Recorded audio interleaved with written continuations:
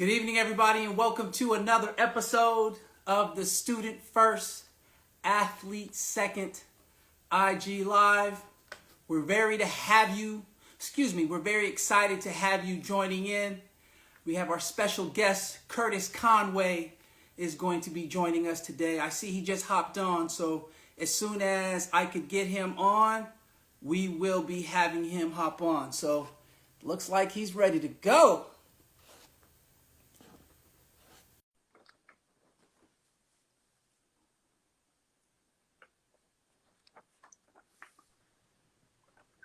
There he is.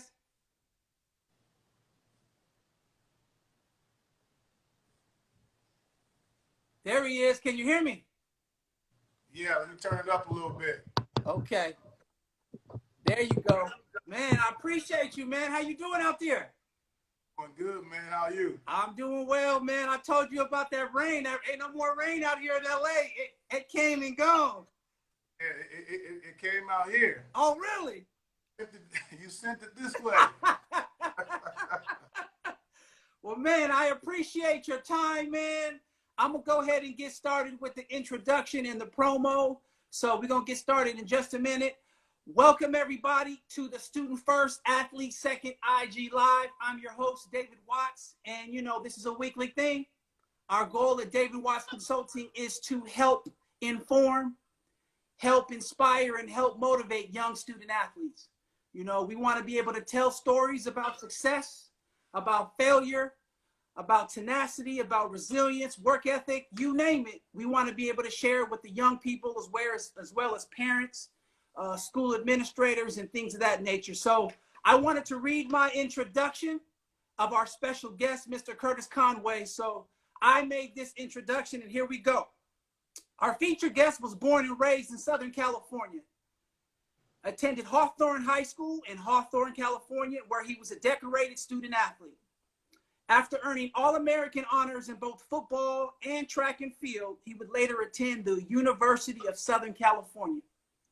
At USC, he successfully competed in both football and track and field and graduated with a degree in what? Public administration. Public administration. There you go. After earning All-American honors in football, he was the 7th pick in the first round by the Chicago Bears in the 1993 draft. He played 12 seasons for 4 different organizations: Chicago Bears, San Diego Chargers, New York Jets, and San Francisco 49ers. Post-retirement, he's successfully involved in many different business ventures while starting a career in broadcasting in 1993, working for NFL Radio. You've seen him as a studio analyst for the Pac-12 network, and you can currently catch him on the NFL network. Aside from what's on the paper, anybody you talk to at USC, you talk to the Pac-12, you talk to any of his former teammates, they're going to tell you this brother is as solid as they come. He's real, he's humble, and I'm honored to say that you are a friend of mine. So welcome to the show, Mr. Conway. Appreciate it, Dave. Thanks for having me, man. All good, man. Well, hey, man, let's go ahead and get started, man. I mean, growing up in Southern California in the 80s, in South Central to be exact, right? Yes. Talk a little bit about that, man. I know that wasn't easy. And I know there was a lot of obstacles. I know there was a lot of stuff going on in the 80s.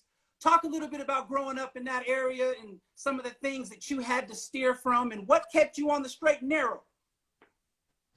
Yeah, man. Growing up in the 80s in South Central, it was crazy.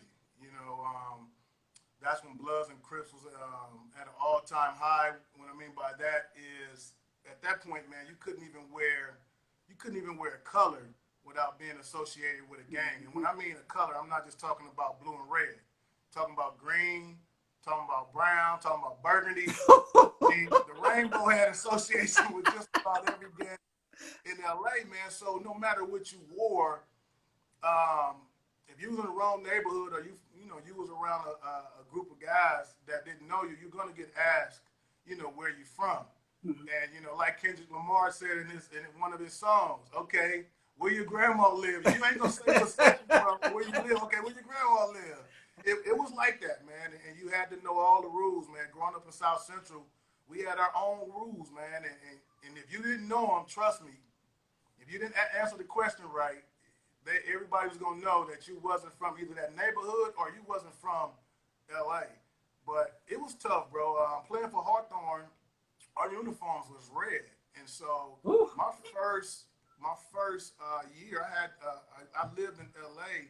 and I had to go to Hawthorne because I originally lived there and I moved with my grandmother right as school started, man. So you talking about being on the bus going from L.A. to Hawthorne. Now, our uniforms was red, gold, and white. Now I had to probably go through, man, probably about 4 or 5 Crip neighborhoods before I even got to school. So can you imagine with my team sweatshirt on and going through these neighborhoods and someone from that neighborhood or two get on the bus? It's basically, it's basically a minefield ready for the explode because they're going to ask you where you're from, especially when they get on the bus, because more than likely they're getting on the bus in their neighborhood, so they feel a little bit imaginable at the time. But it was a crazy time, man. But I will say this: we didn't know no better, man. It sounds crazy to most, especially when you watch the movies, and the movies don't do it no justice, man. I lived it. It was a way of life. So as you grew up, you understood the rules. You knew the rules. You knew how to maneuver and navigate through certain areas. But at the same time, you was a product of your environment. Yeah. And a lot of people think because, they might have seen you with some kind of gang attire on. It wasn't gang attire. That's what everybody, I would say, in the community wore. White tees, khakis, croaker sacks, knit kickers, chucks, golf hats. I mean, that was universal all through South Central. And again, South Central is really big. Like, I grew up in the bottoms, grew up in the Blood neighborhood. And so in the bottom, that's on the east side of the 110 freeway. Anybody from LA know, if you go anywhere from downtown LA all the way to Carson, if you on the east side of the 110 freeway, it ain't no landmarks, it ain't no malls, you ain't going over there to go shopping, to go to some kind of your restaurant or something. You going over somebody's house. It's all hood. Yeah. And so, growing up over there, man, you get how can I put it, you are affiliated by association. So you automatically become part of a gang because of the neighborhood you live in. Like I said earlier, they won't ask you what gang you from. They ask you what neighborhood you from. And after that, it doesn't really matter if you say your gang. You from that neighborhood, that's who you are. So it was rough, man. Bullets every day. And when I mean literally every day, you heard gunshots. You got to remember, I'm catching that bus. So I'm going through different hoods every day. And so it was a, I would say, a really, really rough time. But again, growing up in that environment, it was a way of life, and you really didn't see nothing different. I appreciate that, man. I mean, that's as authentic as it gets, man. I mean, talk a little bit about some of your influences. I know we've talked off record about how a close relationship that you had with your grandmother and things of that nature. What were some of the things that kept you on the straight and narrow? Well, I would say, man, out of everybody in my life, I feared my grandmother the most. It was crazy because growing up in LA, man, you got to give a shout out to these single moms, man, because raising boys, especially in that environment, like as bad as they probably want to coddle you and hug you and kiss you, they had to make you hard, man. And my grandmother, because of the fear that she instilled in all of us that lived in the house with her, it was 8, 9 of us at a time living in the house. Those were set when I was younger. I would say from anywhere from like 6 to like 12. There's some certain rules that we had that you better not go left unless it's going to be an issue. But again, she set the foundation, man, and had structure for us. Of course, as kids, we still got in a little trouble here and there, but when we did, you best believe, I know you can't touch kids now, but trust me, I done had switches and scores and belts while I was wet in the bathtub. So you know, man, if you was out there messing up, forget the streets, forget, the gang members, that you knew how to handle that. Grandma you can't do nothing to grandma. You just got to take it. So that was a whole different ball game, man. But, you know, that was probably my biggest influence. You know, along with my mom, who was very young when she had me. Those two and my aunt, those three women had a huge impact on me, I would say, you know, until I was about 12. And then once you get about 12, you start to feel like, okay, yeah, you know what, I know how to get around them. Then, you know, my uncle, who was a drug dealer, I have to give a shout out to him, and he was a huge impact because, again, drug dealing was very, very, very big in my community. Like, it was almost like, you know, if you worked, it was like a joke. Like, you work, bro, we out here getting it. You going to work making, you know, a couple $100 a week when we making that in a couple hours. So as a kid with no money, what do you think your natural instinct is going to do? You want to sell drugs. You don't have to go to work. You get to, you know, wake up when you want.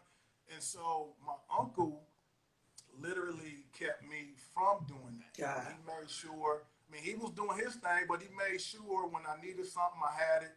You know, he never spoiled me, but he made sure I had the basics, especially when it came to spending change, going to school. And I just remember him telling me, man, he went to jail for the second time, and I went to go see him. And he said, man, look, if I ever catch you out in these streets, or I hear you out in the streets selling dope, you got to deal with me when I get out of here. Yeah. Tell you, that was something I didn't want to see. So, man, again, you know, I had a little fear from family that I knew that loved me, but at the same time, I always had a vision of playing in the NFL in terms of football and wanting to accomplish that goal. And although I was surrounded by that stuff every day, I was pretty mentally strong myself in being able to avoid certain things too. And again, I have to give a lot of credit to those people who was by my side. Got it. You know, 15, 20 seconds. You could give any advice to a young person growing up in the inner city, very similar to where you were growing up, whether it be Oakland, East St. Louis, Chicago, anywhere across the country. You know, what kind of advice would you give a young person just to, you know, as an OG, so to say? You know, it's easy to say stay away from all of the foolishness. That I hate when people say that. Stay away from this person. Like that's so unrealistic because you growing up, half of these cats are your friends and you grow up with them every day. You know, and it's hard in certain situations, David, to tell somebody what to do because, again, although I made it, I had my share of mischief too, where I got in it and I was just lucky to be the one who got out of it. No fights, you roll up with somebody, you with your boys, you gotta fight. You gotta handle business, but I will say that try to your best when you know something is about to go down. Don't be afraid to say, nah, man, I'm not with that. Tell your boys you're not with that. And if your boys are your boys, they're gonna respect that. And that's one thing I can say about the dudes that I ran with. It was just certain things I wasn't gonna do, no matter what. We grew up together, and when it was time to do certain things outside of fight, it was like, nah, I'm good. Come to, you know, drive-by shootings, I'm good. Selling dope, I'm good. And, you know, end up paying off later. So you got to be strong. You got to be a leader. You know, I was a leader. I was never a follower. Mm-hmm. And most gang members, you know, they going to follow the herd. You know, they going to follow what's cracking. You know, me and my boys, we about to go do this. I was the one like, nah, I'm good.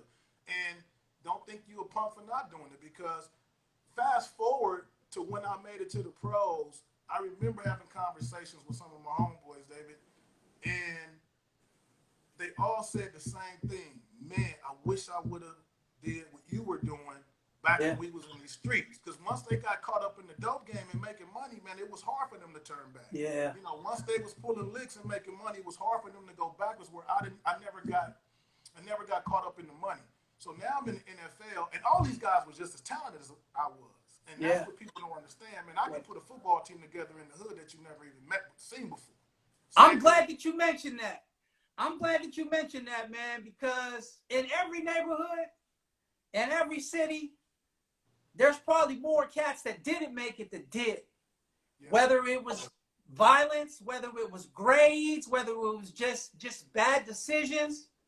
And it's very, very important, man. I'm so glad that you mentioned that. That's big, man. That's really, really big. Talk a little bit about like growing up playing sports, man. I knew you were playing multiple sports and, you know, when you was younger. Nowadays, you got these kids want to specialize and sports all year round, but talk a little bit about like what you believe, or not what you believe in, but how you were during that time and how it sort of helped groom you. Well, of course, when I grew up, man, we played everything, and it was partially because we had to go outside and play. Mm-hmm. So as much as I loved football, you got bored playing football. So now you want to go to the school and play hoop. Hoop was my first love. Then you get tired of playing hoop, then you want to go play baseball in the street. We did everything. And I just had a love for the sport. I was very athletic as a kid. And, it's funny because as much as I loved football, when I was playing basketball, I loved basketball. When I Mm-hmm. was playing, when I was running track in high school, I loved track. And I never thought about the other sport. Like, I didn't miss, okay, I don't want to play basketball. I can't wait You for was football. there. I was focused, man. So when the cleats was put up, they were put up. When the high tops was put up, they were put up. When the spikes was put up, they was put up, man. And it was just a focus because you wanted to be the best.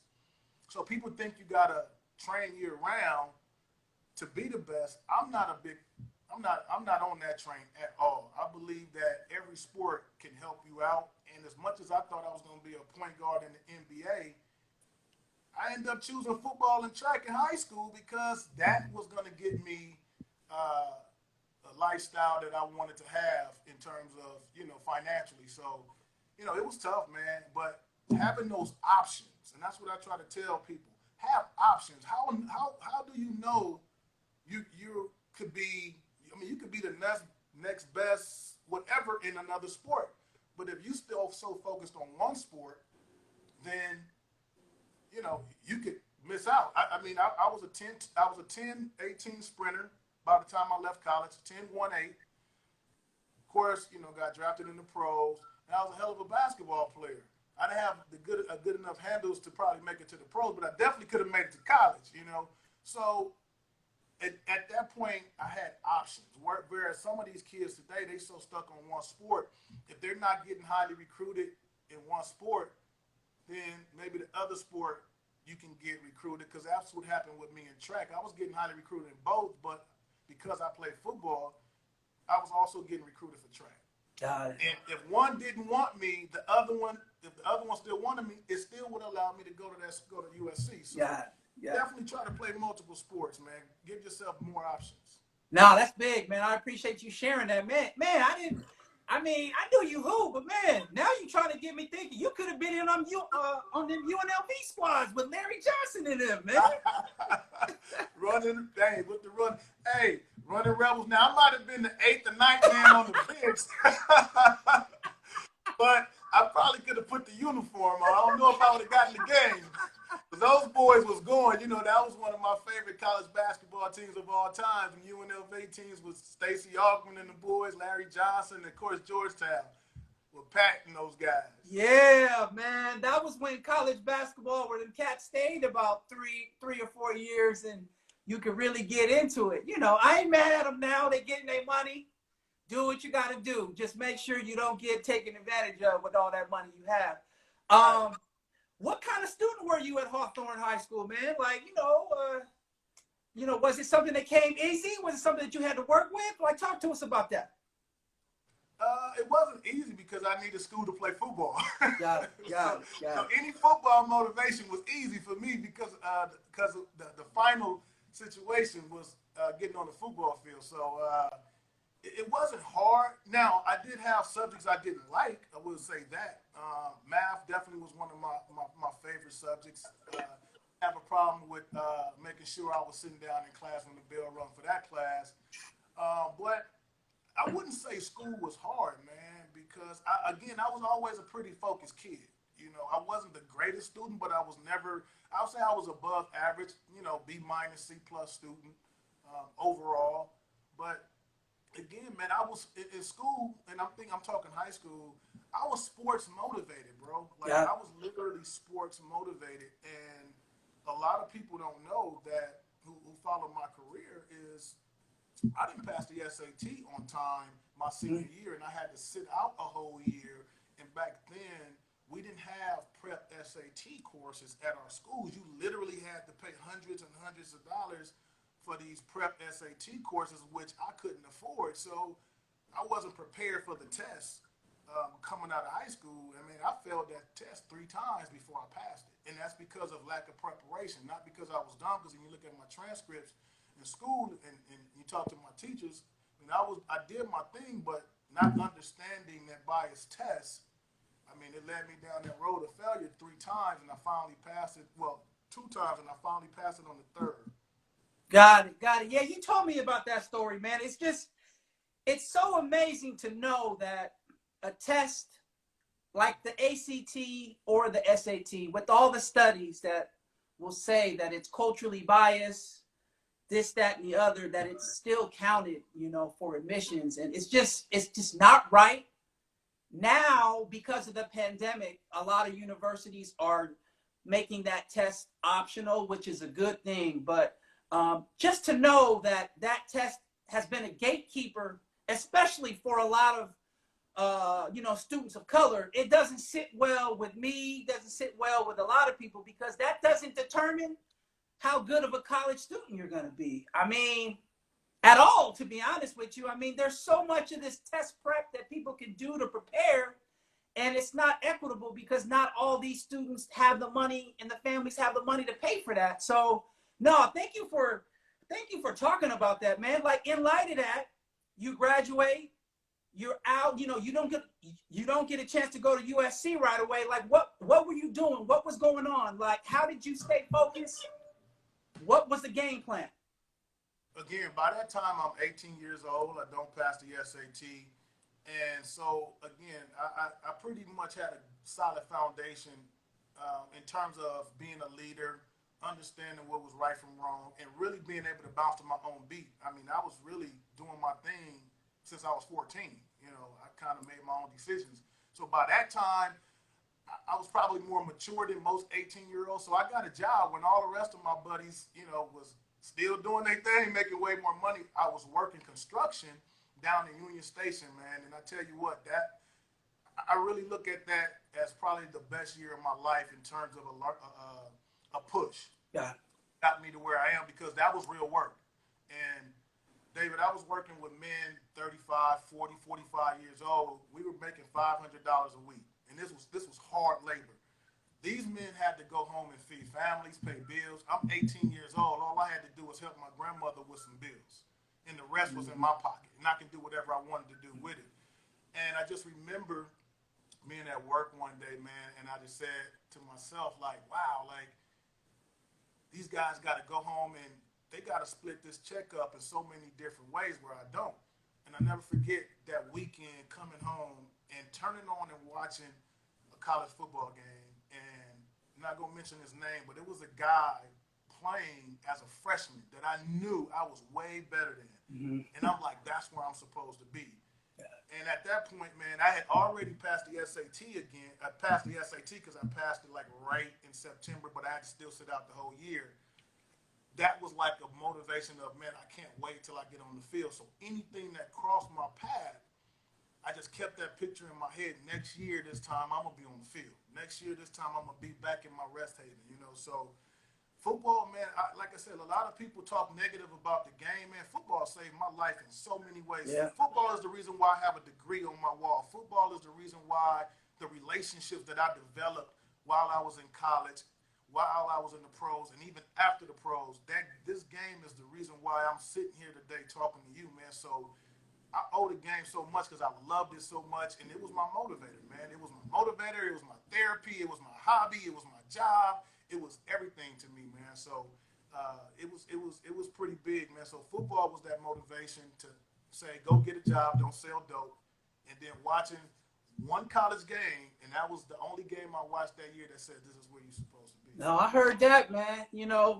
Having to live in that real world for that year and really understanding what real work was entailed, coming home tired, sweaty, nails all dirty. He said, man, football and going to school is easy. yeah, bro.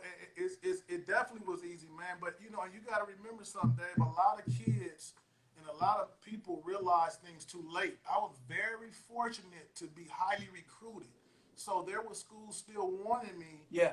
If I passed the SAT, a lot of people don't have that luxury like I had. So I don't take that lightly either because a lot of people had to take a JUCO route and still didn't make it. Had to go through the same route I made it and still didn't make it. Again, God gave me some gifts, man, that He didn't give to everybody else that schools and the football teams wanted. So I was very, very blessed to even, like I said, just from a child, God blessed me with the physical gifts that He gave me. Indeed. Other than that, they would have all those schools would have said, "Yeah, you stay working on that kind of stuff. Like, we don't want you no more." Indeed, man. Indeed. So you arrive at the University of Southern California at 18, 19 years old, man. Like, what were you most prepared for? What were you not prepared for? How was it, man? You know, just being at such an illustrious university in your hometown where there's so much expectation. How was it? You know, that first year, you know, did you felt like you performed as you wanted to? You underperformed? Or talk a little bit about that experience. The first year was tough because in high school I was a quarterback. And when I got to SC, there was a quarterback there named Tom Marinovich. And I know a lot of people hear the negative side of his story, but I'm going to tell you, man, Tom Marinovich was a beast. Like, man, like, and I felt like I was a beast, but I was nowhere near prepared and ready to play like he was. So, of course, when you go in, your whole thing is I'm starting over whoever in front of me. I'm not so quick. Because college was a different beast in high school, man. Just studying, preparation, watching tape. We never did that in high school. We just went out and played on raw talent. Yeah. And that, I would say, in today's game, too, especially with mobile quarterbacks growing up, I say for me growing up, that was tough because I was used to using my athletic ability to make things happen, whereas once I got to college, they was like, no, sit in the pocket, do this, do that. And I'm like, that ain't my game. I want to sit in the pocket, but if ain't nothing there, I want to run. So that reality hit me in a way that's never been hit before because I've always got away with just being physically gifted, you know. So I wasn't prepared for that. But the good thing about it was because of my athletic ability, I was able to return kicks, play a little running back here and there. So I was able to still get on the field and make an impact on the football team. So that's what I was prepared for mentally, man. I was just a different dude, man. Like I just felt like anything I did on the football field, whoever was in front of me, they was going to have to go have a seat because I was going to take the job. And I would say off the field, time management. Yeah. No, it's no like, dude, you got an apartment and you don't have nobody saying, okay, Curtis, get up. It's time to go to school. You know, you're not going from one class to another class and the bell rings and somebody see you in the hallways like, get to class. It's like, no, man, I ain't got to go to class if I don't want to. Or, you know, all these things you have to structure and you have to structure them around football. Yeah. That's another thing people don't understand. I mean, it's this student athlete. When it comes to sports, bro, it's athlete student. You design your whole class schedule around the sport. And so you got to take night classes. There's so many things you have to do. And I just wasn't like that first semester, bro. I was late for classes. I was missing class. Like trying to get my weights in, watch film, and get to practice. Like it was a real headache, David. Like I'm dead serious because you want to do everything right, but that initial freshman year, man, that first semester, time management, man, I was way on a different planet when it came to that. No, it's definitely an adjustment, man. And it's an adjustment in work ethic. It's an adjustment in regimen. It's an adjustment in rigor. And that's why it's so important. I impress upon these youngsters that are in high school and even earlier than high school, it's all about building those good habits. You know, you build those habits when you're in middle school and in high school. When you get to college, it won't be such an adjustment for the academic side and for the executive functioning and things of that nature. Touching on a little bit more about your collegiate experience, man, like not too many people can say they were dual sport athletes, man. Like you touched on the adversity that you had when having to change positions to receiver ended up working for you, but being able to play two sports is something that is an exceptional feat. And talk a little bit about like time and what the year looked like in terms of dedicating this amount of time to football, and then the spring comes and on an elite level track team as well. So talk a little bit about that. Man, it was normal for me again. You remember remember I never stopped playing sports. From the time I was 8 years old, I went from basketball to football, football to baseball, and whatever I can get into, I stayed that way. So I was on autopilot by the time I got to college. Got it. Running track was, it was easy because that's what I did. And the great thing about it, track was right after football, and it kept me in shape when football season started. Going back to high school, people used to think like, man, like how is this dude able to just run like this all game? I've been running track from December all the way to July. Like I don't really need an off-season training program because I'm basically in an off-season training program. The great thing about it was I wasn't just working out, I was competing. And as a competitor, you want to get faster, you want to get better. So all that track working out and competing, not just the workouts, but competing, because that's how you get faster is you competing. That just flowed over to football, and football was so easy for me in terms of being able to go out there and play 4 quarters overtime because of the conditioning, man. So it wasn't really hard, David. It was kind of what I've been doing my whole life. So it would have been almost odd if I didn't play another sport, or at least try to play another sport. It.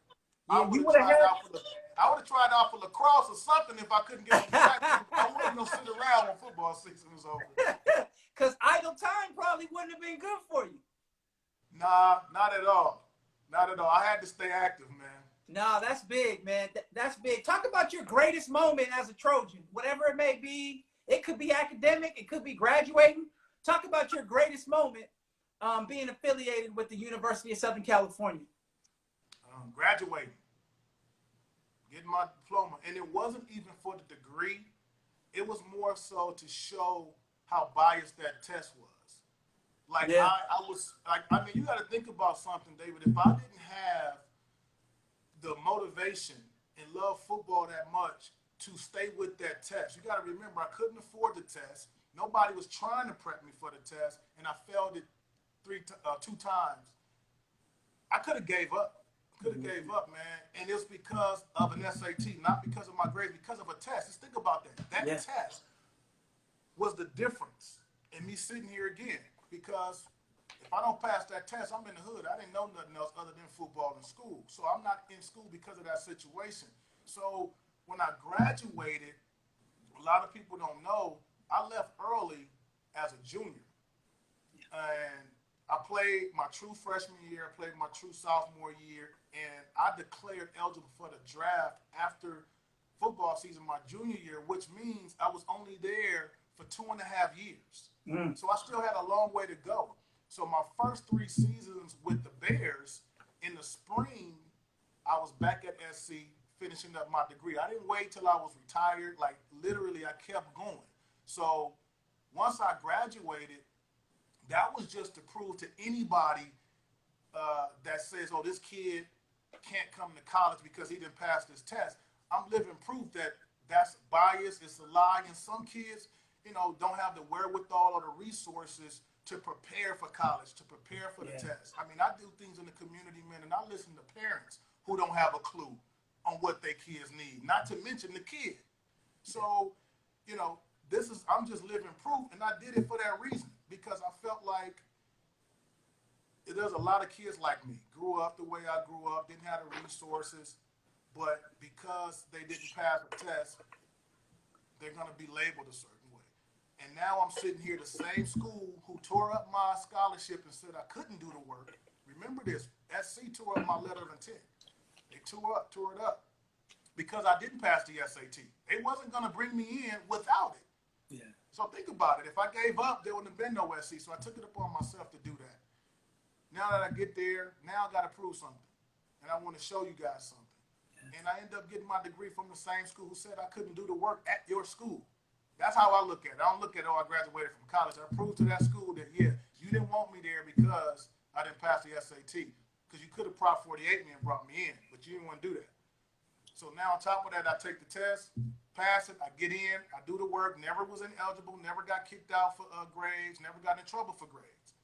Then, you're talking 6 years later, after you say I can't go, I have a degree from your school. What kind of sense does that make? So for anybody that says this kid didn't pass the SAT or he don't have a chance, I'm living proof, bro, and I did it for that reason. That's huge, man.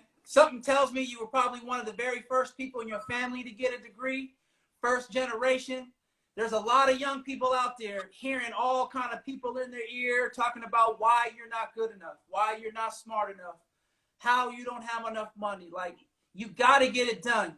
And you got a lot of young cats that are declaring early, just like yourself, that find every excuse to not go back. And it's just, why not finish what you started?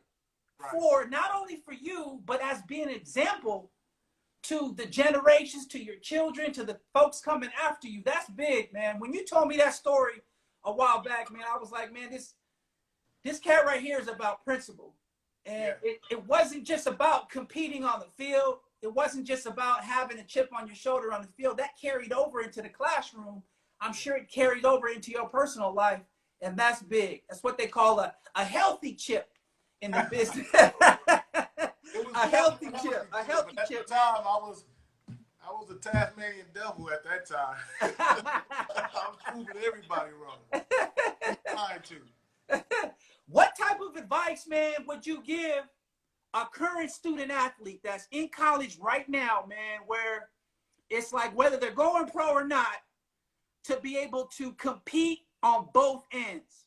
Because it's difficult, man. You got a limited amount of time, limited amount of energy. Like, what helped you get through it? What helped you, be successful academically and athletically? Again, man, it's just leadership, man. Like, it's really no puzzle. And leadership means humbling yourself. If you need help, go get it. If people talking about you because you're not doing the popular thing, then guess what? That's on them. Like, I never felt pressured because I was always a leader. I was always doing me. It didn't really matter what nobody else was doing. And anybody would tell you that know me since I was in high school. Seaway always did him. I never bothered nobody unless you bothered me. But anything I wanted to do, man, I did it because I wanted to do it. And I didn't really have a lot of, how can I put it?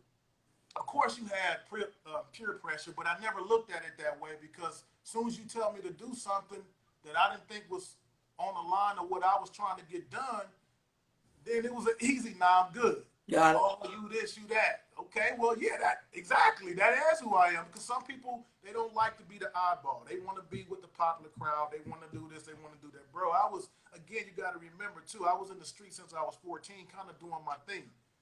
Not homeless, but making my own decisions. So by the time I got to college, man, it was like anybody trying to tell me something that wasn't on the same page that I was on, then it wasn't going to happen anyway, man. So that leadership ability doing you will force you, okay, I got to get this good grade. I'm going to tutoring. Oh, all the homies about to go eat. Oh, they about to go to the club. Or they about to do this. I got to, this is what I'm trying to do. So you go do it, and it's a time and place for all of it, man. But I will say this, if I can do it all over again in college, to all the young people that's listening, even the parents that have kids going to college, tell your kids and young ladies and gentlemen, mingle with other students outside of the players on your team and athletes. Because really for me, and this is just my own approach to this topic, is college is more of a bigger networking situation than actually the grades you get in the degree. Because I know a lot of people that don't have degrees, but because of the people that they know, that's how they were able to succeed after college. I know people that have college degrees from USC, and you wouldn't even know they went to high school, bro, because they didn't have a networking system where when they did get out, when they did leave school, that they could pick up the phone and say, look, I majored in this. I got a few connects over here. You in these major courses as an athlete, and you're not mingling with nobody in the room when in 20 years or, 5, 10, 15 years, this could be the very guy that hired you, but because y'all was boys, you were the athlete. So most students, they love the athletes. And being an athlete, especially when you quote unquote, a superstar, man, for some regular student to be friends with you and to say, man, that's a lot for them. And I've ran into that situation when I retired where a guy that he ran track, but he wasn't one of us. We did business together, and one of the things he said was, Seaway, man, you was like literally the coolest athlete because you didn't think you were better than nobody, and you know, you was always cool with me. Whereas a lot of the guys there wasn't, and I wasn't doing it for that purpose. I was just doing it because, to me, you know, he was my man. You know, he was cool. Yeah. So those kind of relationships, even though I didn't do it for those reasons, it ended up, you know, turning out to be something that benefited me later on, and this was after my pro career.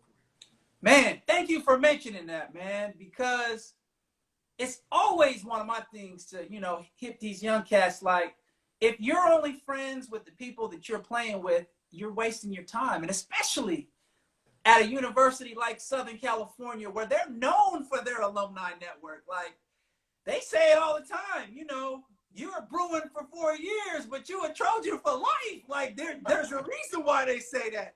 Being that I work at UCLA, I probably shouldn't expand on that, but. But you know what? Honestly, David, I'm gonna be real with you. That's universal anywhere, man. Because even at USC, bro, it's a lot. Again, I know guys that have USC degrees that, you know, didn't have those relationships. So to me, it ain't really USC, because, you know, USC, you ask some people, USC is not really doing what what it seems to be. Got it. And you can't. It's impossible. But that's why it's important to develop those relationships, because it's not just quote unquote USC. It's your friend or somebody that knows somebody, and that's just common. That's just what it is in the world. It's who you know, right? So if you meet these people while you're in school, and especially if you're an athlete, then that can go a long way. And I'm gonna say this on that note, Dave, that go to some of the functions in the major that you want to possibly go into if the sport doesn't work, because that's where you're going to meet the CEOs, the big donors, and all of a sudden here comes, you know, the wide receiver, the quarterback, the D tackle from the football team. Trust me, those people in that room know who you are, and you don't even know they know. So they will welcome you with open arms, and once you develop those relationships with those people that are already in those positions, then, man, it's like sky can be the limit, because those are the people that you're going to call if things don't work out, and they're going to say, man, I remember when you was a star in college. I remember you were on the football field. Absolutely. Come on down. You probably won't even have to go through the whole process that everybody else goes through, because, number one, you are an alumni, and number two, you developed a relationship with these people already. So that cuts the red tape, so you can at least get in the door and have a relationship, not with the person that's going to hire you or the secretary. You actually got a relationship with probably the general manager, vice president, or the CEO. Yeah. And this is important to know, not only for collegiate student athletes, but for high school student athletes as well. Like, this is big. As you mentioned, oftentimes as a student athlete on your campus, the platform that you have, you got some pull, you got some popularity, this, that, and the other. Other people want to be friends with you because you're popular. Because you in the newspaper, because you on the news, this, that, and the other. And guess what? You need to be friends with them because they're smart, because they can help, because, hey, oftentimes as a student athlete, right, you got to leave early for class. If you're on the basketball team or on the baseball team or whatever sport, you're going to be missing two blocks of classes because you got a game that starts at 3 o'clock in the valley somewhere. You're going to need somebody to rely on to get the notes. You're going to need somebody to rely on to get in a study group, right? So, you know, specifically talking about college, I think it's intentional, but if you were to talk to a college administrator or somebody involved in college athletics, they might say it's not intentional. But oftentimes when student athletes get to college, they like to herd the student athletes, block them off, put them all in the same dorms, have them all take the same majors. And it's not to say they prohibit you from really enjoying and really taking advantage of a full college experience, but because of the scheduling and this, that, and the other, they realize that it's going to be very difficult. And if you're out there going to those alumni events, if you're out there going to this and networking events and this, that, and the other, that's going to be time away from your sport. So it's very, very important that I give you the season. You in your sport, you got to be focused. But in the off season, as you mentioned, you have to be out there networking, paving the pavement in terms of meeting people, getting business cards, connecting, this, that, and the other, because the people that you're going to school with are going to be the people that are going to be, hopefully, your connections in getting access into places that you might have not have been able to get into because they're in high places based on their position, based on their privilege, based on their family or whatever. You got to be able to do that. And that's very, very important. I appreciate you mentioning that.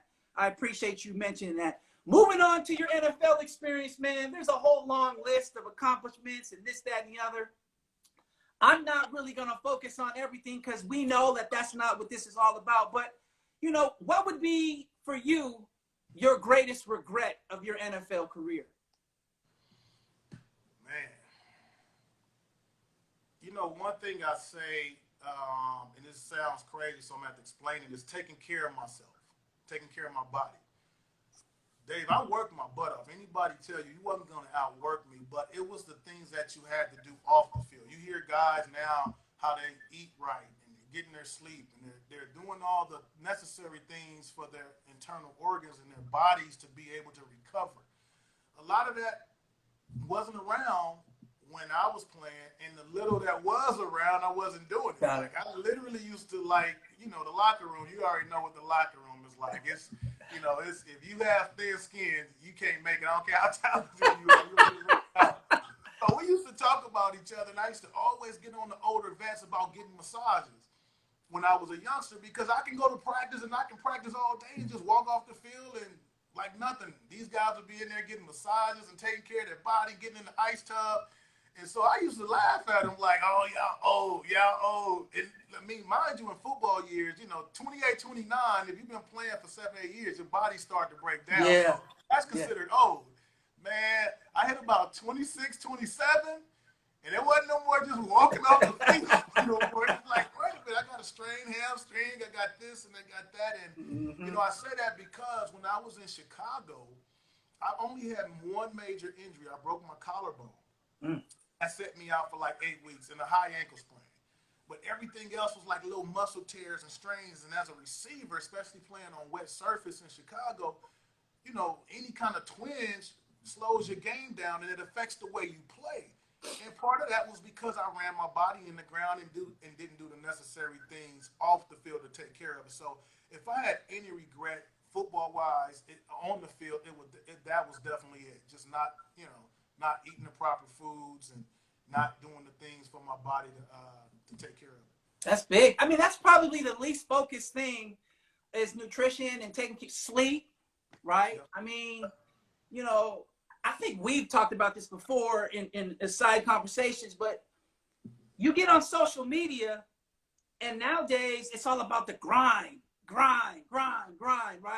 And you got people that are talking about like, if you sleeping, you're not working hard enough. And it's like, man, it's crazy, man. It's crazy to actually think that there is that misinformation about not sleeping and not getting enough whatever, you know, whatever, because it's false. It's false. So, no, that's very big. I appreciate you. Talking about that. I see Nate Burleson on here, man. What's up, Nate? I appreciate you tuning in, man. We need you on the live at some point.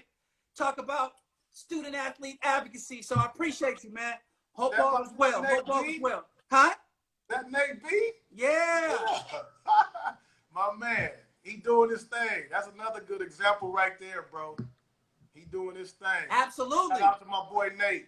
Absolutely, man. I love seeing former players, whether it be collegiate, whether it be professional, after the game is ended, them making that smooth transition, man, because it's difficult for a lot of cats, man. I mean, we've all seen the documentary on ESPN, 30 for 30 broke, and we've heard the stories about, you know, this, that, and the other. Like, I know we've talked about this before, but what kind of advice would you give a young person that's, let's say they from the hood, they never had nothing, but coming to a wealth of money?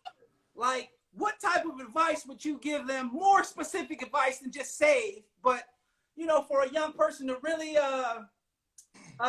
prepare for life after. I would say, man, I can only speak for myself because here's another thing that I think that guys like myself and people grow up in the neighborhood, what people don't understand, man, and I want to go in a different direction with this because so many athletes get a bad rap for going broke. Mm-hmm. What people don't understand, man, is I grew up in South Central LA. I was the first one to go to college, and I was the first one to have money. So all of a sudden, at 21 years old, you become the daddy. Besides, of course, with grandma. Never gonna fly with grandma. But you end up taking care of more people than you ever thought. When you're playing, you get your money, you keep thinking, I'm gonna buy Gramps a house, I'm gonna buy me a house, I'm gonna buy me a couple cars, and I'm good. No, you don't think about, okay, now you're gonna be paying this house note, this phone bill, this school tuition, all these things, and people think it's easy. You almost feel guilty of your success.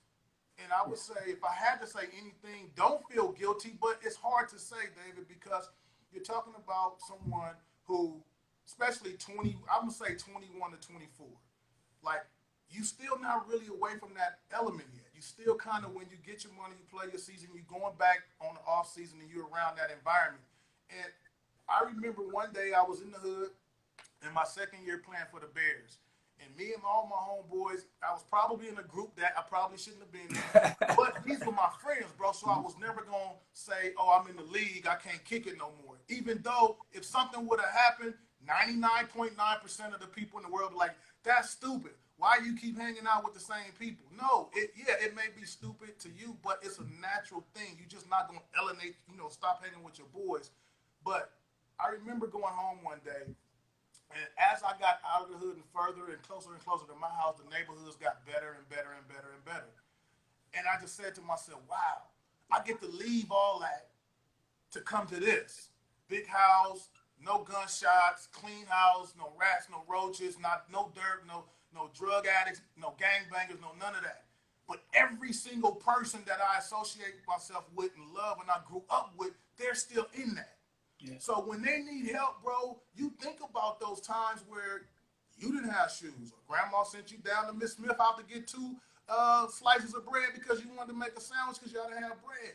You think about all that, even though you breaking off thousands of dollars, you don't look at it like that. You're looking like, man, I'm helping my people. Got it. That your money starts to it starts to go south. And I remember my CPA telling me at one point, Curtis, you got to stop giving out money. You know you're not going to see that back. And David, I'm going to tell you, man, that was probably one of the hardest things that I had to do in my life is start saying no to the people that I felt like needed it. Yeah. And these are not just, random people. These are people that I know love me, people that had my back and still got my back. To be able to have to say no when you know you got it, because it ain't like you're like, oh, dog, I ain't got my check yet. Yeah. No, your money going across ESPN tickets. 4 years, $15 million, bro. You got it, dog. You rolling up in your car, dude. You got it. So you can't avoid that, man. So I would say, man, trying to get over that hump and learning how to say no. I'm not saying it's easy, but you have to at some point, man. Because at the end of the day, you can't get that money back. And now, I think my scapegoat is when I had my boys. That was my reason, man. I got kids now. I can't. Yeah. Even though I still have, dog, you got enough to put money up for your kids, and you can still break me off some bread. But that was kind of my excuse, even though I know it was a weak excuse. It was a good excuse, but at the same time, I still had it. So that right there, getting over that hump, man, it becomes a practice. And it's difficult because it's easy for people on the outside to tell you that. And then the other thing I think that helped me was I didn't invest in any businesses while I played. My motto has always been, I'm not putting my money in nothing I don't know anything about. Yeah. Nothing. So I did a lot of long-term investing that I knew I didn't have to touch. The other thing was a guy, and I got to get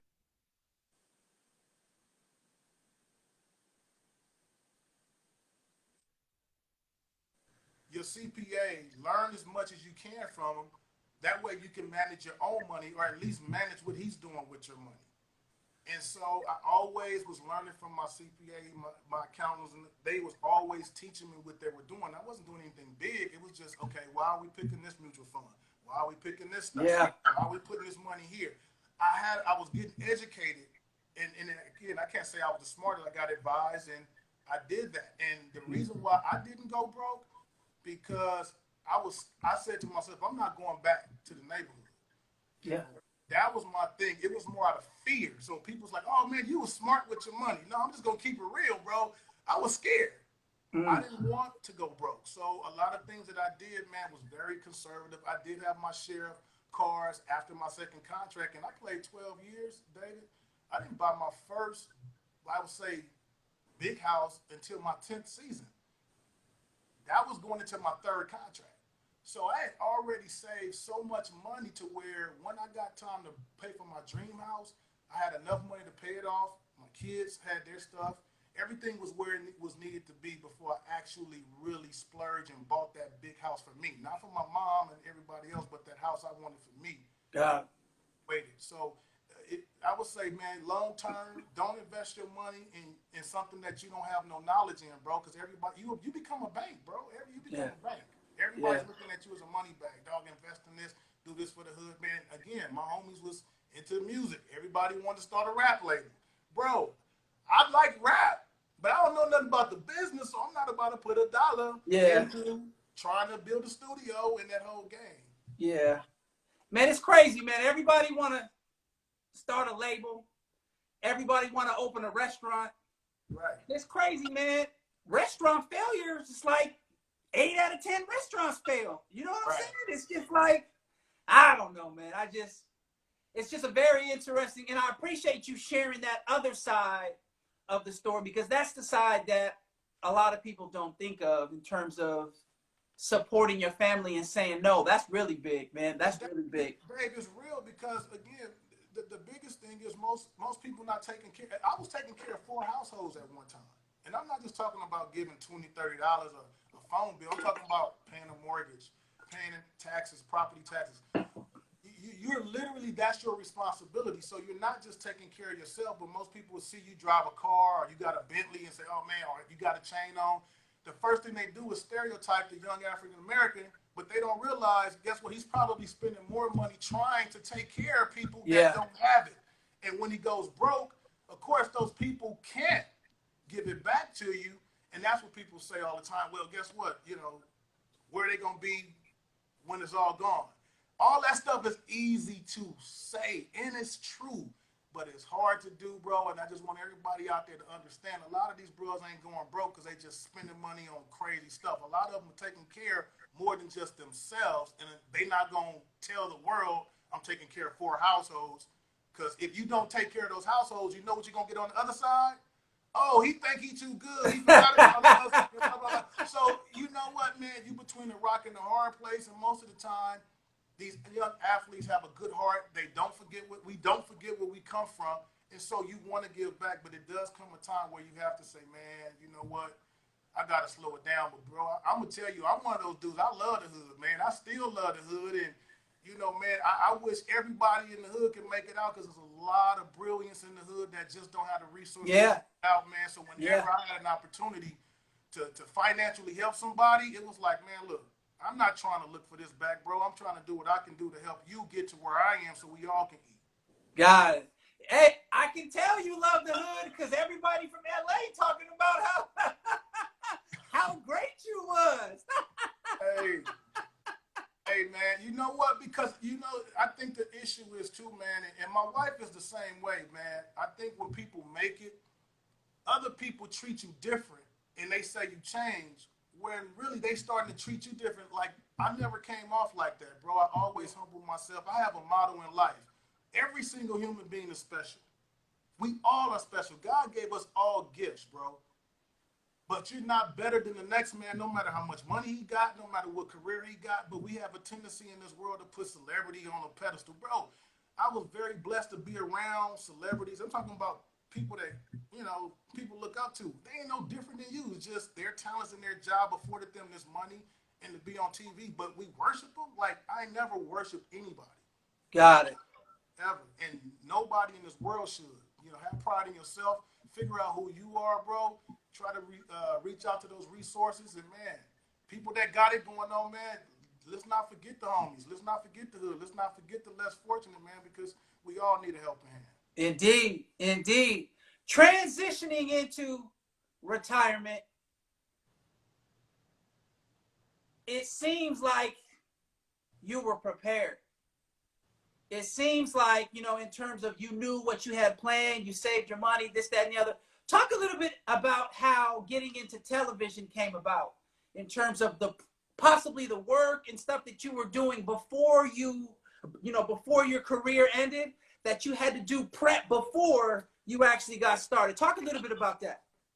Oh man, that's a funny story, man. I never thought about getting into TV. Matter of fact, I didn't like the media. I was the Marshawn Lynch of my era. Like, You man, I weren't can that have a good, good man. day. You I'm weren't trying to that. find the door to get out of there. I did not like talking to the media, man, and it wasn't because I didn't like them. I just wanted to play ball. And so I was always that guy that I never understood how you could talk about somebody and you've never done it. Like really be critical of somebody. So the media, the newspaper writers, I never understood their job. It was like, oh, you talking about football, basketball players? You ain't even never picked up a ball on this level. How do you have the authority to have this kind of conversation? So I was that guy, not in a mean way, but in my own mind, that's how I looked at it. So as I retired, I never thought about it. I was trying to do other things, and I just happened to be at SC one day watching practice, watching the great Reggie Bush do his thing. And uh, I remember a newspaper guy came up to me, and this was like, I think it was on a, not sure what day it was, but I never forget. He came up to me and was asking me questions. And I was just answering the questions. He was like, man, how would you like to come on the radio? I'm like, sure. I thought it was going to be a phone call. He wanted me to come in studio. So I ended up going into studio, man, and it was like literally cool to be able to sit there and talk football. And we were on air for like 3 hours, bro, and that 3 hours went so fast because we were just talking football. So I was like, man, this is kind of cool. So I was just doing it for free, just going talking USC football, man. And of course, people hear you, they want to bring you in. Yeah. One thing led to another. And I had to go the long route because I wasn't pursuing it. You got guys that come off the field. You hear these situations all the time where a guy retire and he already has a deal. That wasn't Seaway, man. I did local TV for free. I did radio for free. Yeah. I went to NFL broadcast boot camp. Like I literally dug the Yeah. dirt and poured the cement to start Yeah. building my career, man. And here I am today, man. You know, starting my show on NFL Network, Path to the Draft. On the first, it actually starts I think on the 29th, but my first show was on the first, man, and so it's been cool, man, to be able to just stay around the game in this sense, being able to talk ball, because I would love to coach. I love to watch film, I love to coach, so you know, being in the media was the closest I could get to watching tape and being able to talk about what I'm watching, you know, at some capacity.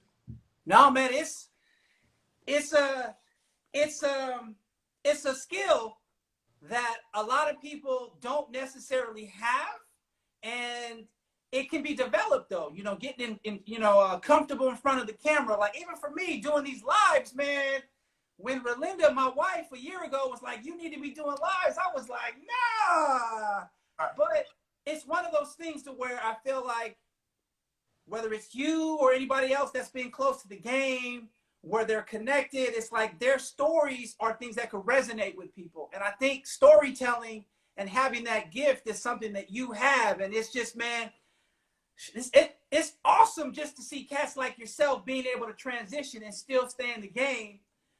It's funny that you mentioned, like, it's not easy for everybody. But then you got cats like Drew Brees, one of your old teammates who just retired, that's probably going to get a Tony Romo deal with one of them networks. And it's Right. You know, and no disrespect to none of those guys that are getting it off the field, they're getting that because of their name. And some guys become good, and some guys are not. These are just facts, you know. And that's not for everybody. A lot of, you know, I give respect to the guys that's in the media because they had to go down a certain avenue. Whereas we're coming off the field, man, and we're analysts, so we're just talking ball. But like it's like it's a real skill to be a host. I worked with a guy by the name of Mike Yam at Pac-12 Network, bro, and I'm gonna tell you, having a producer in your ear talking to you while you're talking on live TV, and you got to keep this straight face, and some of the things that's going on in the control room that's out of our control. Like these hosts and these guys, these some of these media guys have unbelievable skill sets, man. Yeah. Like you said, it's not just coming off the football field. You got to respect the game, man. And so once I got in the game and I was able to go to broadcast boot camp and I was doing all this stuff for free, I was able to appreciate the journey that most of these people in the media had to take. Remember, as a player, I don't understand nothing about it. I just hear people talking about something done. But once I became a part of it and you get in it, you start to see, like, man, you got to deal with, just little things. Like right now, we're talking. Just imagine I got an earpiece in my ear and the producer is saying, okay, Curtis, you got 5 minutes, wrap it up. And you got a whole story to tell in 5 seconds. And you got to wrap that up without the world knowing that somebody just said something in your ear. You can't make no gestures. So, again, man, when you look at these people in the media, man, and my transition, it wasn't the easiest because, again, a lot of people want those jobs too. So it's not like the guys you see on TV, they're just getting randomly picked, man. For every, Tony Romo, it's probably 100 people who want that job. You know what I'm saying? But I will say this. This is what I wish would happen someday. And if anybody in the media, this is going to have to be on HBO. It's going to have to be on Showtime. And I don't know if LeBron show is doing this or not. But I'm telling you, bro, every production meeting that I'm in, it's not one time somebody don't say, this is where the show is right here, because that's where you get all the raw material. That's where you literally are just really spilling everything out. But then you get on TV and you have to tell back because you may only have 15 seconds, 20 seconds. You never know how much time somebody going to use. And they may say, okay, so you got 15 seconds.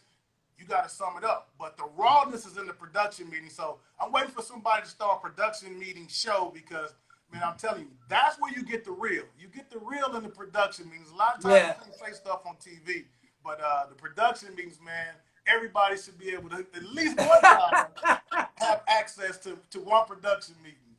I feel like the closest we get to that production meeting is on TNT with Charles and Chuck and Tim.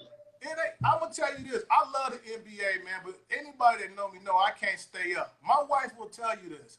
I will fall asleep on a basketball game, and I will tell her, when Kenny, Shaq, and Charles, come on, wake me up. I don't care about being woke up on no movie, no other TV show, but if I fall asleep, wake me up for that. But that's the production meeting, man. Yeah. But I think that's what people want to see. That's why it's the #1 sports show, in my opinion, because those guys are just raw, man. And I know certain things you can't say, but, man, we tune in for Chuck. You know what I'm saying? We tune in for Kenny. We tune in for Shaq and Ernie because they just keep it 100, and I think that's what we want as fans, man. We just want the real. We want the real. I agree. Real, and that's why we love them. I agree. Transitioning into, you talked about, you coached a little bit. I know you've worked a lot with a lot of high school student athletes with the Elite 11. You've actually trained a lot of college prospects who are going to be training for the NFL, doing the combine and stuff like that. You've also coached at high school as well. What are some of the obstacles and challenges, man, these young kids are facing these days that you've noticed that it's just like, whoa, I'm glad I don't have to deal with that? Like, because it's different. We've talked about it. It's different than how we grew up.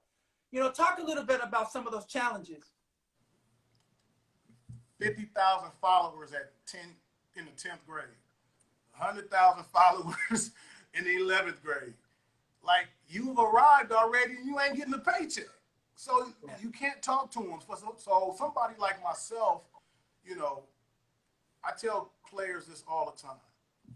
I'm not telling you nothing that your coach don't tell you, but because I'm who I am, you're going to listen to me, and we know that. And it's unfortunate a coach that's never played in the league that is trying to teach a kid something. He going to look at him, especially if he doesn't have the credentials or even playing college ball, but he might be a solid coach. They have a tendency of trying to go here and listen to this guy, listen to that guy, and everybody's coming at them, bro. Like now, all they got to do is post a highlight on Instagram and everybody want a piece of it. That makes them feel good. I always say, you're not going to post those drop passes. You're going to post that one nice catch you made in the game, but you dropped 4. Got it. When people see that, he the GOAT. Like, I follow some of my kids, man, and they be putting little goats by comments, and I'm like, wow, goat? Like, we really just throwing this goat around like it's just like, do we know what that means? Greatest of all No, time. But they think about don't. it. A They don't. kid keep getting that kind of attention from his peers. Adults can't tell him nothing at that point. You know, Got it. coaches can't tell him nothing at that point. Whereas we grew up real ones. See, that's why I said you can't really compare eras. I never do the LeBron, Michael Jordan thing because it's different eras. And here's why. When we were playing, you had to be a real dude for the media to know who you are, to even put you in the paper, especially nationally. Now you post something on Instagram, somebody see it, now they can start trying to follow you and see what your career is like. When we grew up, it was a consistent. You had to Got it. be, good for people to consistently give you any kind of publicity. Now, the downside to that, what is, they get all this attention, and it's hard for them to stay focused. Yeah. Who's to say people in our era wouldn't have did the same thing? That's why I hate comparing, because it's like this era does this era does that. He couldn't play in this era. Well, how do you know that? How do we know we wouldn't act the same as these kids acting today? Yeah. You know what I'm saying? Because I'm not in that situation where, I was, recruited across the country. Who's to say that couldn't have been a distraction for me having an Instagram page and somebody just saw me win the state championship and throw for 3 touchdowns, and all of a sudden I got 100,000 followers. I hope that I would have been strong enough to still be strong like I was, but I'm not in those situations with those kids, so it's important for us to try to put them in their place as much as possible. Just keep it real with them. Like, I keep it real with them. Like, I tell them, like, go. Like, by whose standards? I just keep it real with the kids, man, and I think they respect that in the long run. You have to be honest with yourself, and it's tough, man. It's tough on these kids because everybody's offering them stuff now. Come play for my 7-on-7 team, I'll give you this. Come to my high school, I'll give you that. Like, I'm just being real, man. It ain't like, okay, you go to this middle school, and then after that middle school, you go to your high school. These kids are being recruited at Pop Warner. Yeah. Yeah. To go to a high school to play a sport. These kids are playing AAU basketball. They're traveling the country, something that we didn't do growing up. So, it's hard for these kids, man. It's easy as it's us as 50-year-old adults to say what these kids should be doing. I wonder what half of us would be doing if we were in their situation. So all we could do is really just try to stay on top of them, give them some kind of old school structure at some point, but this is a different society that they're living in. Yeah, man. I don't think I would have had a good filter at 16, 17, 18 before I pressed send. You know what I'm saying? Not at all. I know I did some foolish things. And like you said before, we might have did it, but we were lucky and we didn't get caught. Right. When there was other people that did get caught and their trajectory was completely something different. So I appreciate you mentioning that. We're winding down, man. I just wanted to hear from you because I know we got a lot of wide receivers that tune in that are always looking to pick a brain from somebody who knows the game. So in terms of, I want to call these the Conway commandments of success for the wide receiver position. If you could give like 4 or 5, what would be your Conway commandments for success for a wide receiver?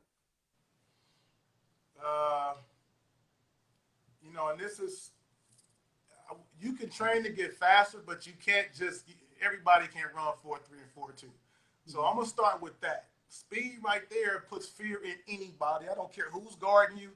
The fact that you can run by him and score a touchdown, I mean, that's hands down the number one fear of a DB, somebody with speed. Number one, the other one is catching the ball. You can get wide open. You can run Bobcats. If you can't catch the rock, bro, you sitting on the bench. Plain and simple. Mm-hmm. I would say this because physical attributes, you can work on some of those. Some of them you can't. You can get better at them, but, like I said, you can run track all you want to. You're going to improve your speed, but everybody's not going to run 4.2. I will say this. I think the biggest misconception about football is always the physical attributes of the game. It's the mental part of the game, bro. Because once you get there, everybody's good. And I'm talking about when you watch tape and study the game, that's a whole nother level. There's a reason why Tom Brady is still the best quarterback in the game. And I remember, and don't quote me on this, but somebody told me, I didn't hear it from him, but somebody told me they saw an interview with Tom Brady. And he said, there's not a defense that I haven't seen. I repeat, his physical attributes, they diminish just with age. But his mental part of the game, bro, he's literally slowing the game down. And I'm living proof of that too, because I got to San Diego, and God rest his soul, one of my favorite coaches is Marty Schottenheimer. Mm-hmm. They said he was a workaholic, he gonna work you. And I appreciate it because I was always a worker. But the one thing that I appreciated more than anything that I got from Marty that I never got from any coach in my career was detail. That's all he kept saying. And I'm in my 10th season. I think I done been around the block a few times. You look at that season, I had one of my better years because I spent more time in the classroom than I actually did on the field. Yeah. Studying. Yeah. What that did was my speed got slower, my physical attributes start to decrease, but I was still able to play at a high level because my mental capacity, I was able to say, okay, when that corner is right here, they're playing this coverage, so I don't have to do X, Y, and Z, or I have to do this, I have to do that. And you will see that from a lot of athletes that are not that fast, not that athletically gifted. Their mental part of the game keeps them around. Their route running and film study. I mean, I've learned a lot from guys like Ricky Prohl, Bobby Ingram, Jeff Graham. These are all guys that I played with that I'm physically gifted, more gifted than they are. But their mental approach to the game, the way they work, the way they use their craft, I watch those guys. So again, people look at me and be like, man, he was that dude, bro. I was picking stuff from guys that didn't have the physical attributes, watching these guys, and I was a little, I didn't want to ask, but I would watch because we were on the same team. So for any young football player out there, man, Tom Brady is in this league for one reason. His physical attributes, he's, like I said, bro, everybody's trying to kick him out the league. He just won a Super Bowl. I want that brother to play until he just says, I don't want to. Everybody still trying to run. You got a Super Bowl, should have retired. No, he loved doing what he's doing, and guess what? It comes easy to him right now. It's probably easier now than it was at 43 because he's been around this block so many times, bro. So the film study is literally, in my opinion, is one of the most important things, especially for guys that don't have talent, because once you find a great athlete and you find his weaknesses, you exploit him. Yeah. You exploit him. And that's all football is now. It's a chess match, trying to figure out a weakness in the defense. Defense trying to find a weakness in the offense. Okay, you can't throw it to your number one receiver. We're going to force your second receiver to win the game. You know what I mean? Got it. Like defense is doing that. This guy is a weak corner. We're going to attack him. Or this line, so those are the kind of things that once you get to the pros, those things become second nature, and that's something that these youngsters don't realize at all, and rightfully so because they're not on that level. So I try to tell anybody that I train, number one, study your opponent. No matter who it is, find his strengths, find his weaknesses, and whatever you do, counter it. Got it. To some capacity. No, that's big. That's big. You got one more. Talk about something about route running. Route running. I think, and I'm just going to be real with you. When you watch a game. You always real, baby. Because here's the thing. As I've studied more receivers, getting ready for the draft, that's what I do. I noticed the route running is not that good sometimes. But then they get to the pros and, man, they balling. And you're like, damn, what happened? And I'm going to be real, you can't. Their route running just didn't jump that quick. This is something that they had to get better at. But then you watch an actual game, and like I said, I don't really watch football games. Like, I can't sit there and watch a 3-hour football game, 3.5 hours. But I can watch that same game for 6 hours studying it. That's what I love to do, study the game. Mm-hmm. And you will notice 9 times out of 10, a lot of these guys are not running perfect routes. Sometimes they are, sometimes they're not. They're getting open. And route running is important, I think, when you're training. So when you get on the field, it becomes second nature. And every route is not going to be perfect. And every coach will want you to run the perfect route, but that's not realistic. Got it. Training, yeah. You want to do your best to run the perfect route. That's why you practice it. But when you get in a game situation, I would be lying if I said you could pop on a game and watch Jerry Rice run the perfect route every time. Curtis Conway ran the perfect route. These are guys I study. The Ricky Pros of the world who I watch run perfect routes in games. There's times that he didn't. Bobby Ingram, same thing. So, you know, you want to train the right way. You want to run routes the right way. You want to do it the right way. But again, I think once you become a student of the game and you start to understand how defenses are trying to take you out. For an example, if you're running a hook route and that linebacker is dropping in your zone, you're taught to run a hook 12 yards, come right back down to the ball. Well, it may be zone, it may not be man-to-man, and the linebacker might be dropping right up under you. You got to be able to bounce to that next hole and get in that hole because that's where the quarterback is anticipating you being. Yeah. So, you know, it may not be the perfect route because of the defense that they're playing. So, again, you know, perfect route running varies depending on the defense. What happens when you're training, you're playing a lot of one-on-one. You're going against a corner on your offseason, and you're doing a lot of one-on-one route running. But it's rare that you see man-to-man coverage in the pros these days. There's so many different schemes to throw you off. You got to be able to understand what that defense is doing and get in the right hole because that's where the quarterback is throwing. The quarterback ain't throwing to the guy who's running the perfect route. He's throwing it to where you're supposed to be. Your job is to get there. You know what I mean? And so, you know, with all that being said, as a youngster, you still want to train that way, but understand game time, that's what? You got to make the play. And I'm just being real. Got it. No, I appreciate that, man. We almost winding down. We in the overtime bonus section. These series of questions, just whatever comes to your head as quickly as possible. Nothing too serious. If you had the choice to be a Super Bowl champion or a Hall of Famer, what would it be? Do not say both. You got to choose one or the other. Hall of Famer. Excellent. I think I would do that too. Your Mount Rushmore of football players. Top 4 all time, any era.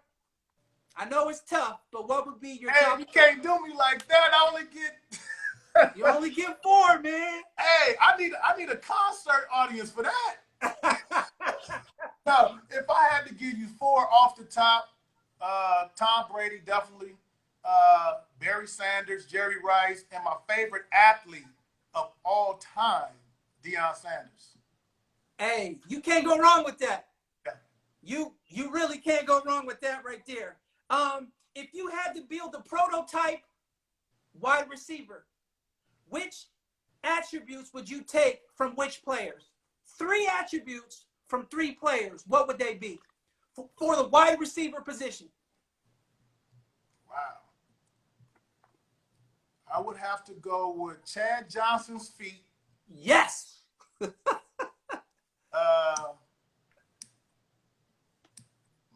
Calvin Johnson's body.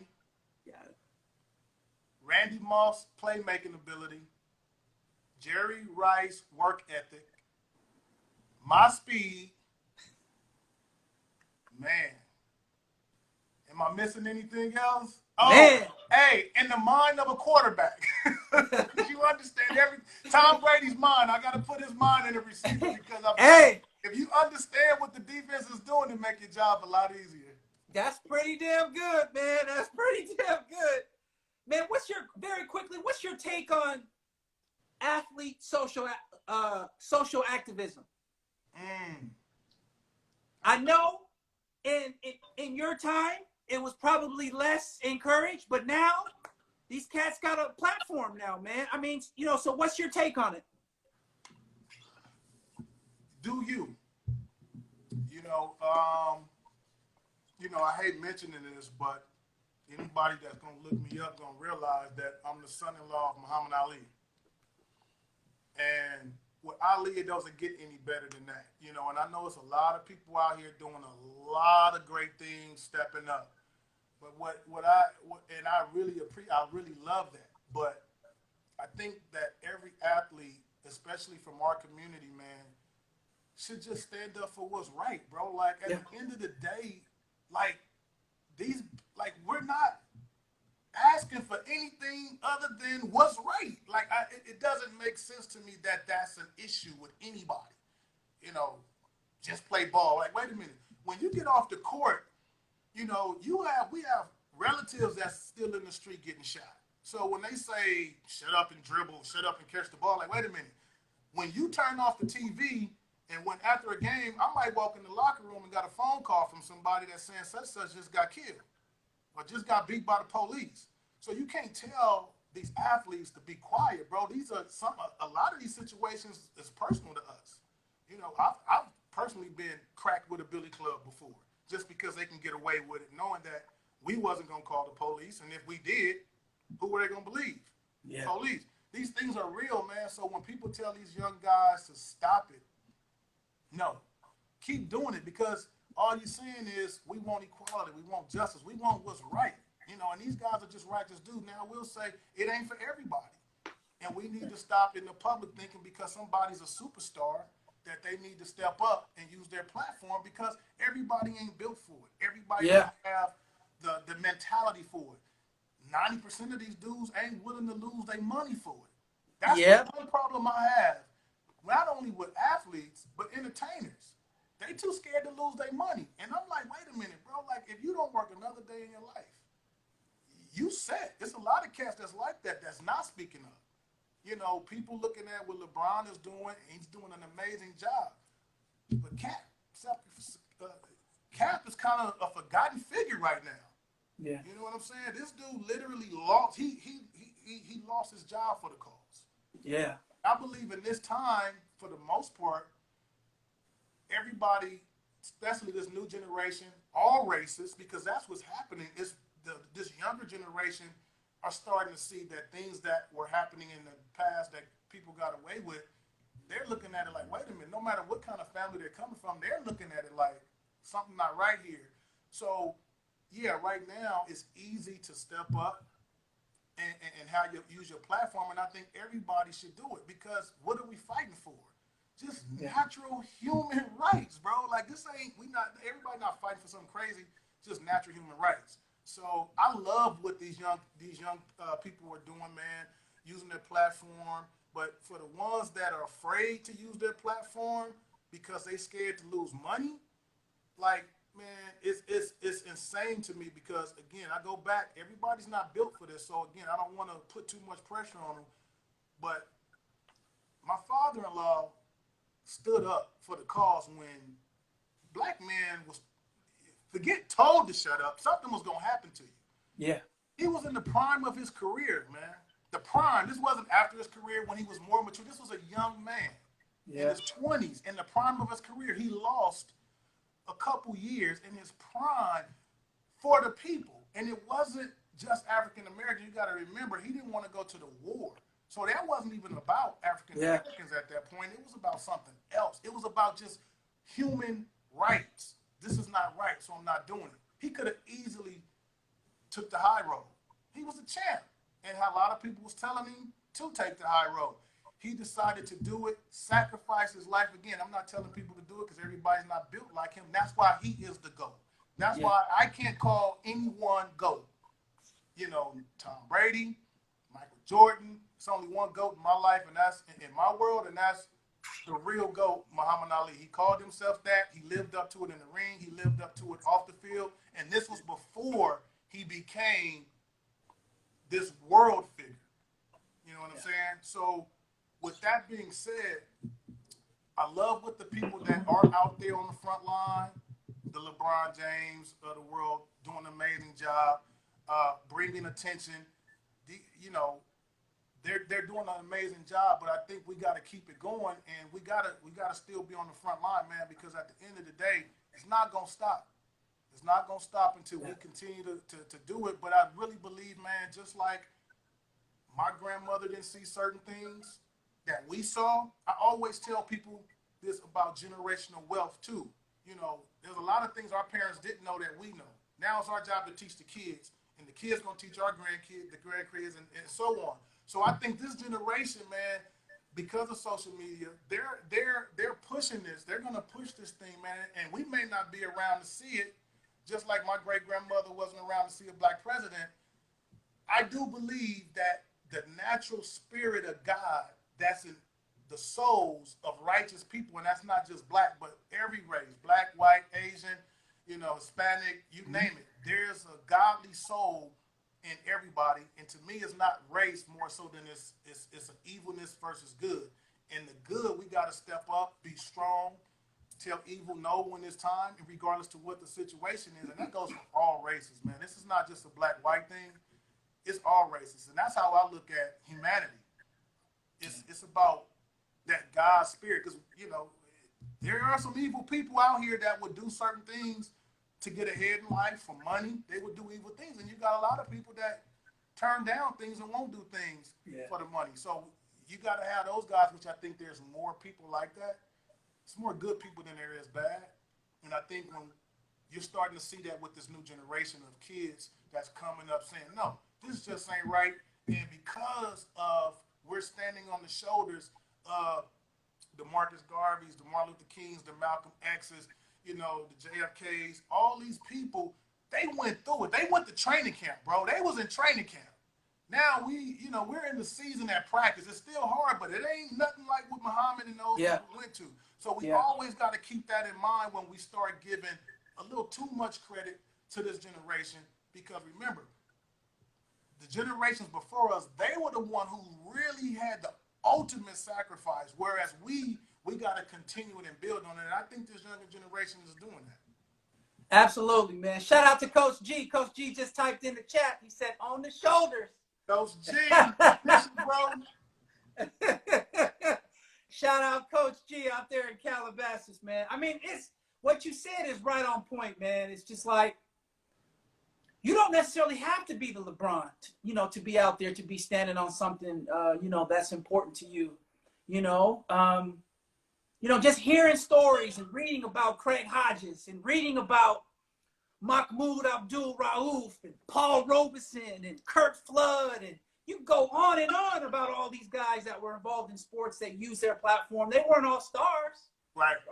So, and you don't have to be in the pros to do it either.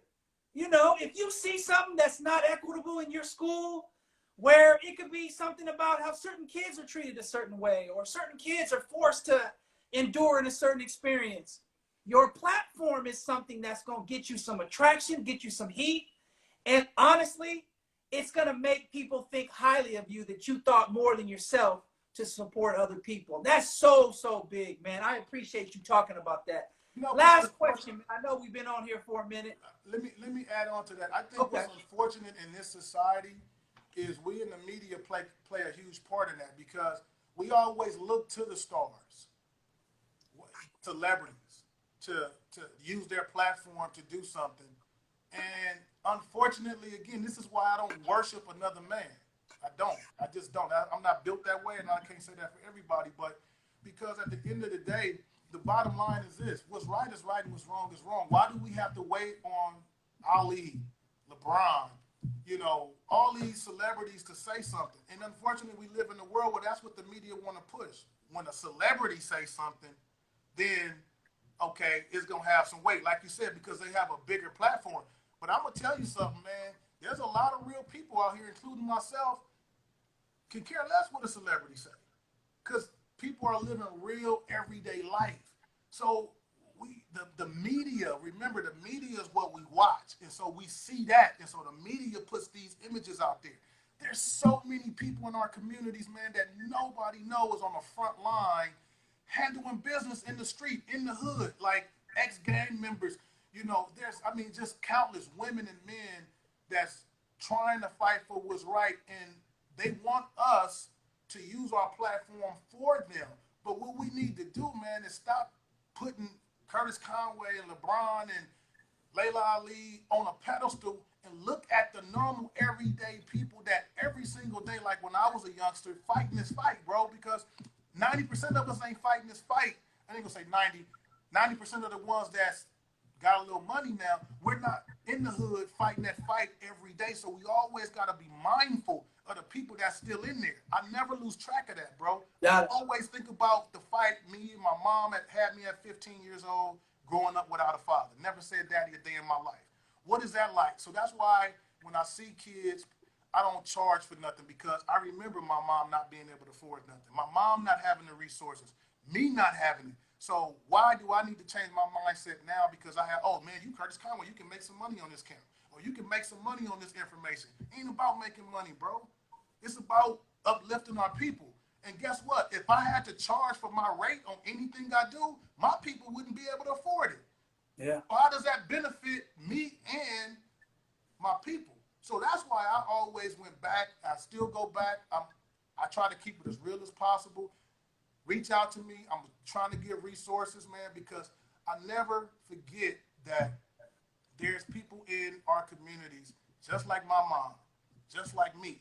And my mom and grandmother and myself, we're good people, and there's a lot of great people in our communities, but just don't have the resources, and with one or two bad mistakes gonna get stereotyped, and then you only get that one chance, and then we're done.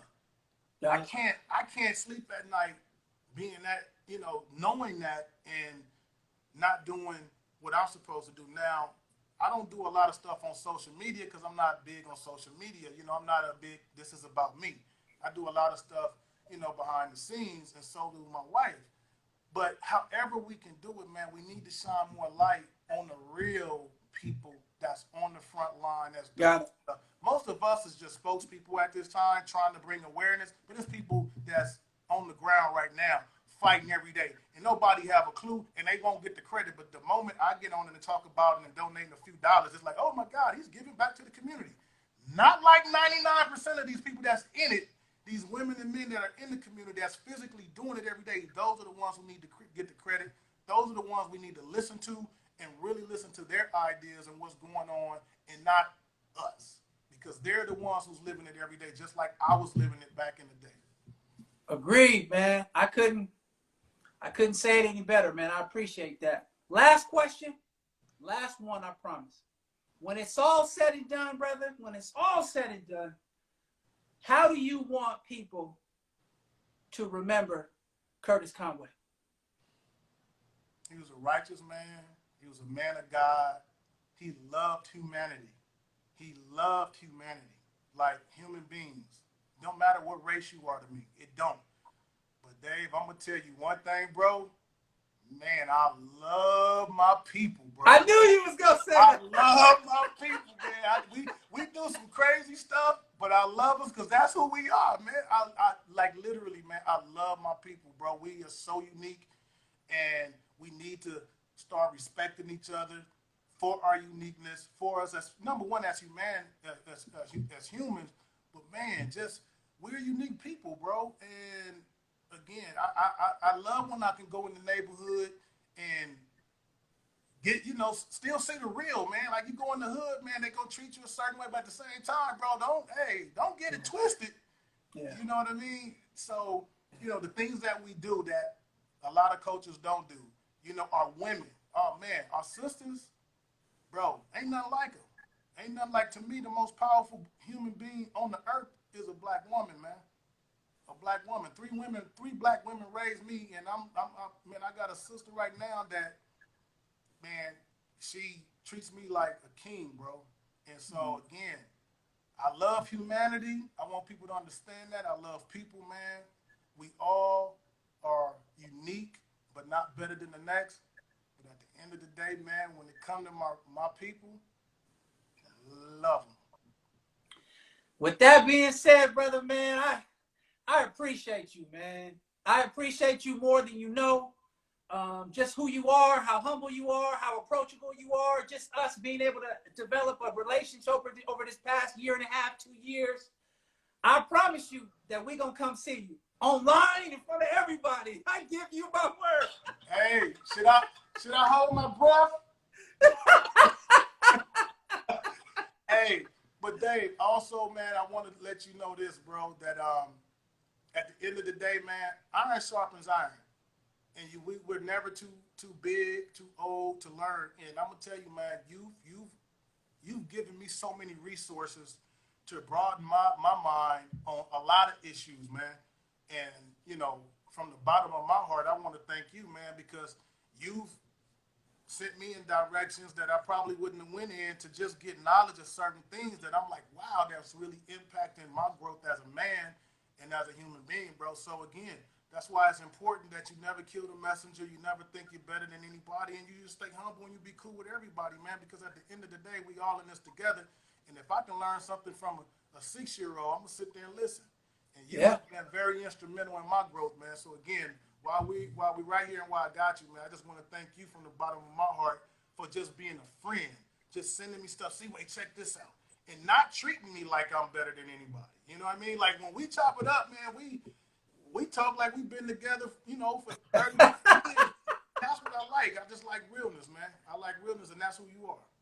Respect, man. Respect, respect. But once again, I appreciate your time, man. I know you out in Atlanta. It's probably around, what? It's about 9, almost 10 o'clock out there, man. No, it's past my bedtime.